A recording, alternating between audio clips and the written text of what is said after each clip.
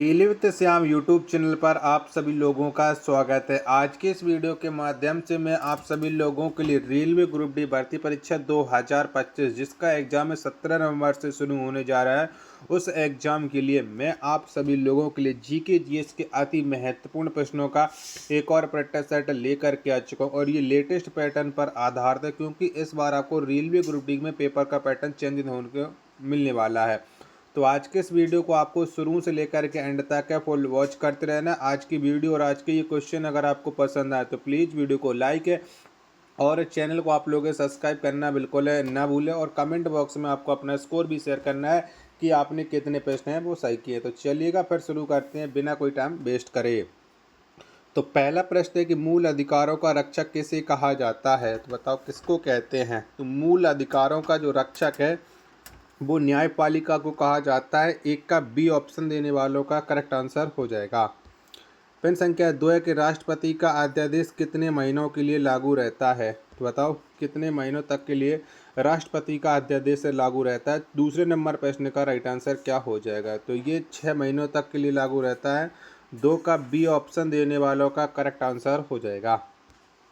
Pen संख्या 3 आ जाता है आपके सामने कि भारत में स्थानीय स्वशासन का जनक किसे कहा जाता है, तो बताओ कौन है भारत में स्थानीय स्वशासन के जनक। 3 नंबर प्रश्न का राइट आंसर क्या हो जाएगा, तो लॉर्ड रिपन हो जाता है। 3 का ए ऑप्शन देने वालों का करेक्ट आंसर हो जाएगा। अगला प्रश्न है आपके सामने प्रश्न संख्या 4 है कि द लास्ट चाइल्ड पुस्तक के लेखक कौन है, तो बताओ ये पुस्तक किसके द्वारा लिखी गई है। द लास्ट चाइल्ड 4 का राइट आंसर क्या हो जाएगा, तो इस पुस्तक को जो लिखा वो मुल्क राज आनंद के द्वारा लिखा गया है। 4 का सी ऑप्शन देने वालों का राइट आंसर हो जाएगा।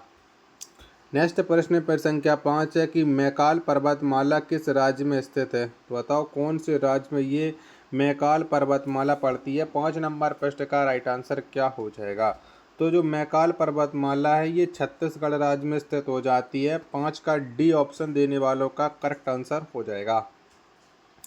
चलिएगा अगला प्रश्न पर संख्या 6 आपके सामने कि भारतीय प्राणी सर्वेक्षण का मुख्यालय कहाँ है, तो बताओ इनमें से कहाँ पर है।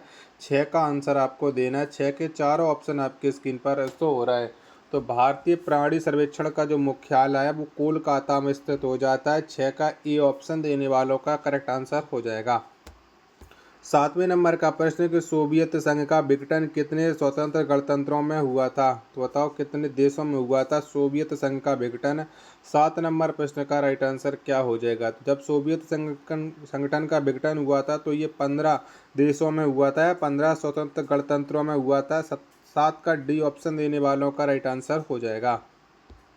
प्रश्न संख्या 8 है कि भारत के पहले रक्षा मंत्री कौन थे, तो बताओ इनमें से कौन से व्यक्ति हो जाते हैं भारत के पहले रक्षा मंत्री। 8 नंबर प्रश्न का राइट आंसर आपको देना है, तो बलदेव सिंह है भारत के पहले रक्षा मंत्री हो जाते हैं। 8 का ए ऑप्शन देने वालों का करेक्ट आंसर हो जाएगा। अगला प्रश्न पर संख्या 9 है कि भारत में पहला सूफी संत कौन थे, तो बताओ इनमें से कौन सा व्यक्ति हो जाता है भारत का पहला सूफी संत।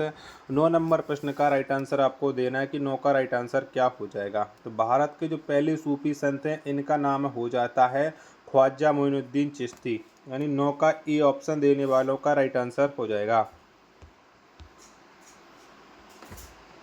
प्रश्न संख्या 10 है आपके सामने कि नाना साहब के नाम से कौन प्रसिद्ध थे, तो बताओ इनमें से कौन से व्यक्ति को नाना साहब के नाम से जानते थे। 10 नंबर प्रश्न का राइट आंसर क्या हो जाएगा, तो ये बालाजी बाजीराव नाना साहब के नाम से प्रसिद्ध थे। 10 का बी ऑप्शन देने वालों का करेक्ट आंसर हो जाएगा। आशा उम्मीद करता हूँ आप सभी लोगों को वीडियो पसंद आ रही होगी, तो प्लीज़ वीडियो को लाइक और चैनल को आप लोग सब्सक्राइब करना बिल्कुल ना भूलें। 11 नंबर का प्रश्न है कि राष्ट्रीय रासायनिक प्रयोगशाला कहाँ स्थित है, तो बताओ ये कहाँ पर स्थित है राष्ट्रीय रासायनिक प्रयोगशाला। 11 का राइट आंसर क्या हो जाएगा, तो ये पुणे में स्थित है। 11 का डी ऑप्शन देने वालों का करेक्ट आंसर हो जाएगा। 12 नंबर का प्रश्न है अद्वैतवाद सिद्धांत के प्रतिपादक कौन थे, तो बताओ इनमें से कौन से व्यक्ति हैं अद्वैत सिद्धांत के प्रतिपादक है। 12 नंबर प्रश्न का राइट आंसर क्या हो जाएगा, तो ये थे शंकराचार्य। 12 का डी ऑप्शन देने वालों का करेक्ट आंसर हो जाएगा। प्रश्न संख्या 13 है आपके सामने के सिक्कों के अध्ययन को किस नाम से जाना जाता है, तो बताओ इनमें से कौन से नाम से जानते हैं सिक्कों के अध्ययन को। 13 नंबर प्रश्न का राइट आंसर आपको देना है। 13 के चारों ऑप्शन आपके स्क्रीन पर शो हो रहे हैं। तो न्यूमिस्टिक के नाम से सिक्कों के अध्ययन को जाना जाता है। 13 का ए ऑप्शन देने वालों का करेक्ट आंसर हो जाएगा। प्रश्न संख्या 14 आपके सामने कि सेल की स्थापना किस वर्ष हुई। तो कब हुई थी सेल की स्थापना, ये आपको बताना। 14 के दो ऑप्शन ये रहे, बाकी के दो ऑप्शन मैं आपको और दिखा देता हूँ, जिसके बाद आप लोग इस प्रश्न का राइट आंसर है डिसाइड कर सकते हो कि सेल की स्थापना है वो कब हुई थी। तो सेल की स्थापना है ये 1974 में हुई थी। 14 का सी ऑप्शन देने वालों का करेक्ट आंसर हो जाएगा। आशा और उम्मीद करता हूँ आप सभी लोगों को ये वीडियो बहुत पसंद आ रही है, क्योंकि आप सभी लोगों का एग्जाम है वो डेट आ चुकी है। अब आप लोग ज़्यादा से ज़्यादा प्रैक्टिस राइटर लगाइएगा, सिलेक्शन के चांस आपके ज़्यादा बन जाएंगे। 15 नंबर का प्रश्न है कि भारत में मौद्रिक नीति कौन बनाता है। तो बताओ किसके द्वारा भारत में मौद्रिक नीति बनाई जाती है। 15 नंबर प्रश्न का राइट आंसर क्या हो जाएगा। तो भारतीय रिजर्व बैंक ये मौद्रिक नीति बनाता है। 15 का ए ऑप्शन देने वालों का राइट आंसर हो जाएगा। 16 नंबर का प्रश्न कि सिरके का रासायनिक नाम क्या है। तो बताओ इनमें से कौन सा है सिरके का रासायनिक नाम। 16 का आंसर आपको देना है। तो एसिटिक एसिड ये सिरके का रासायनिक नाम हो जाता है। 16 का ए ऑप्शन देने वालों का करेक्ट आंसर हो जाएगा। अगला प्रश्न है आपके सामने प्रश्न संख्या 17 कि सुंदरबन के जंगल को क्या कहा जाता है। तो बताओ क्या कहते हैं सुंदरबन के जंगल को। 17 नंबर प्रश्न का राइट आंसर आपको देना है। तो इसे मैंग्रोव वन कहा जाता है सुंदरबन के जंगल को। 17 का बी ऑप्शन देने वालों का राइट आंसर हो जाएगा। अगला प्रश्न प्रश्न संख्या 18 कि दूध का पीएच मान कितना होता है। तो बताओ इनमें से कितना होता है दूध का पीएच मान। 18 का आंसर आपको देना है। तो दूध का जो पीएच मान है ये 6.4 से 6.6 के बीच में होता है। 18 का सी ऑप्शन देने वालों का करेक्ट आंसर हो जाएगा। नेक्स्ट प्रश्न पर संख्या 19 है कि सुएज नहर किन दो सागरों को जोड़ता है। तो बताओ इनमें से कौन से दो सागरों को आपस में सुएज नहर जोड़ता है। 19 नंबर प्रश्न का राइट आंसर आपको देना है। तो भूमध्य एवं लाल सागर को सुएज नहर आपस में जोड़ता है। 19 का ए ऑप्शन देने वालों का करेक्ट आंसर हो जाएगा। प्रश्न संख्या 20 है कि मछलियों के अध्ययन को क्या कहा जाता है। तो बताओ इनमें से क्या कहती है मछलियों के अध्ययन को।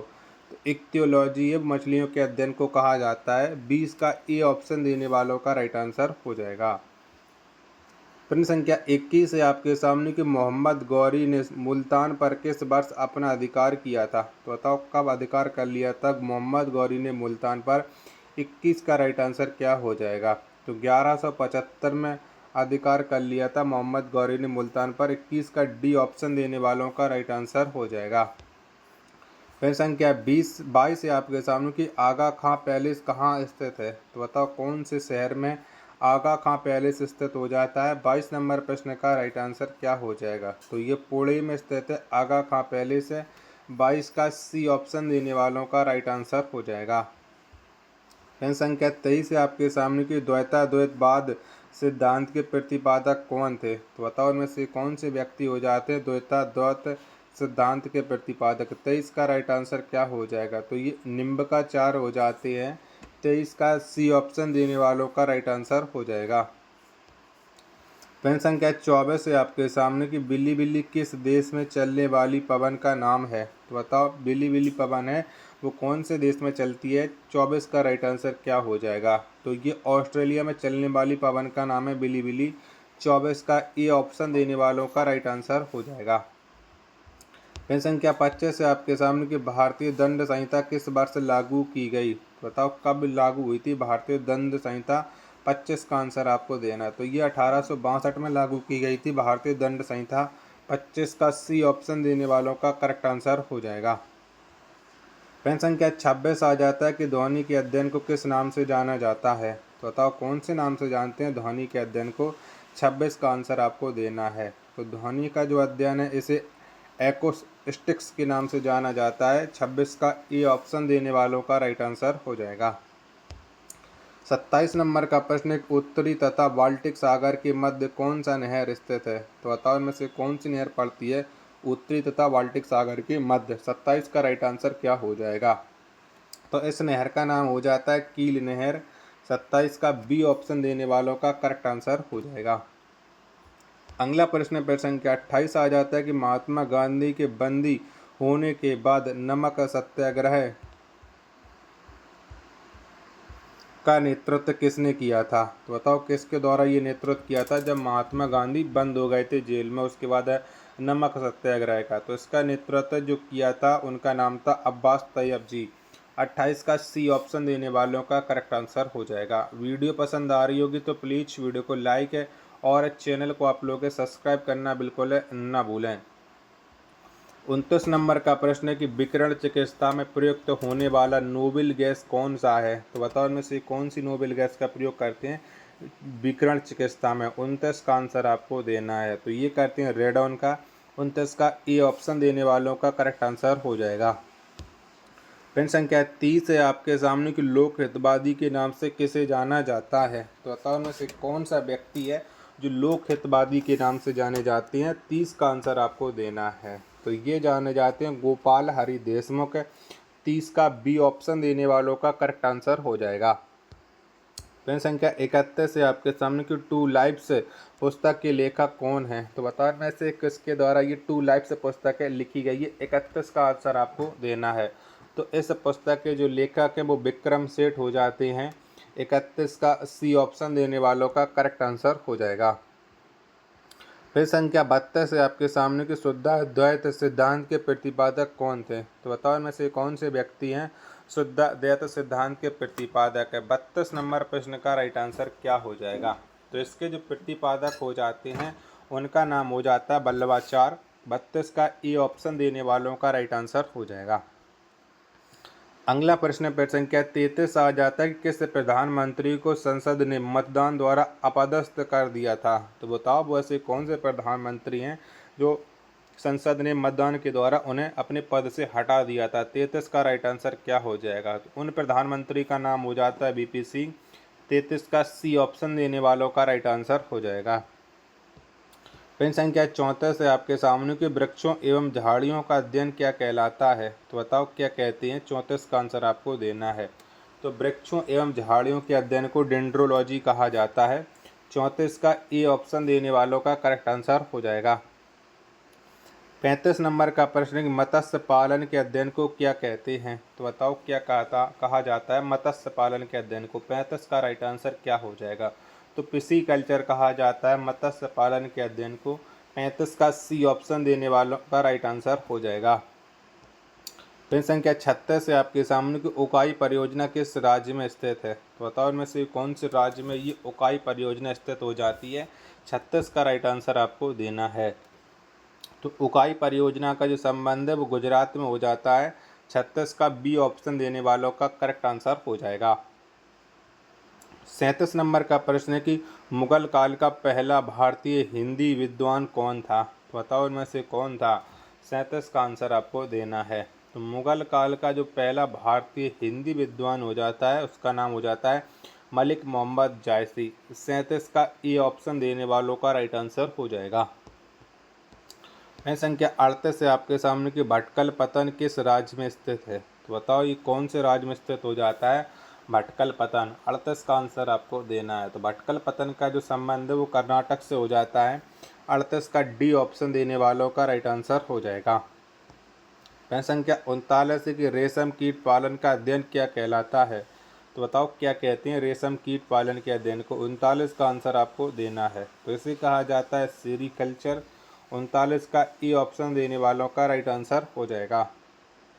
प्रश्न संख्या 40 और अंतिम प्रश्न है आज के सेट का कि 3 बीघा कॉरिडोर किस दो देशों को जोड़ता है? तो यहाँ पर थोड़ा टाइपिंग मिस्टेक है और उसके लिए सॉरी।